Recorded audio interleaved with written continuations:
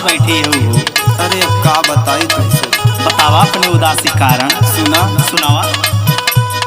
गाड़ी गाड़ी जाए हो, गाड़ी गाड़ी जाए सखी गुल गुल बिछवाना, गाड़ी गाड़ी जाए।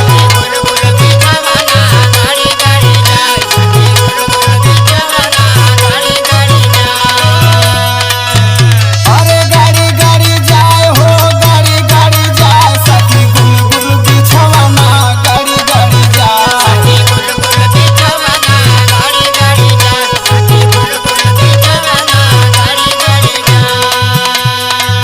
ई कवन बीमारी होई गो तोका गुलगुलो बिछौना गड़ाता? अरे भाई और सुना। सुनावा।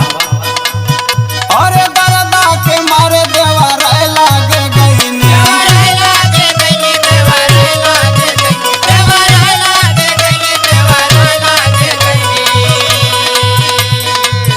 अरे दरदा के मारे देवा रह लागे गईनी, देवा रह से नजरिया लड़ी लड़ी जाए।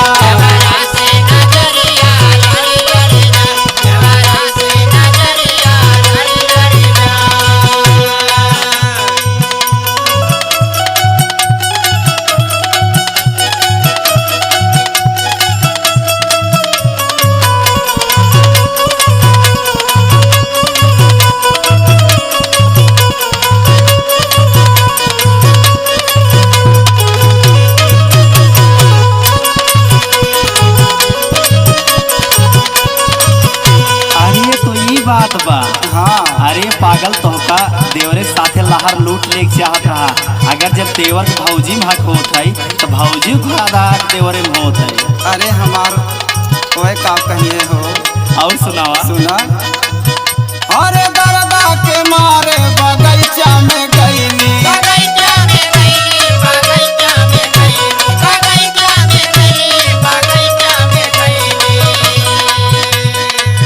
अरे दरदा के मारे बगीचा में गईनी, देहलन बिरही कोयलिया बोलिया सुना।